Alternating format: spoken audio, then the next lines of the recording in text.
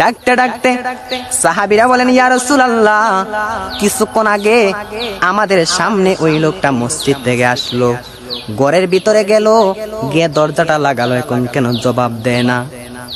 এবার আমার নবী সাহাবীদেরকে নিয়ে আবার চলে গেলেন।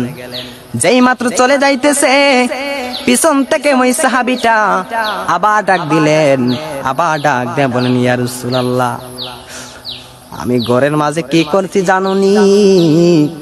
আমি কেন জবাব দেই নাই জানুনি? শুনে যাও, শুনে যাও।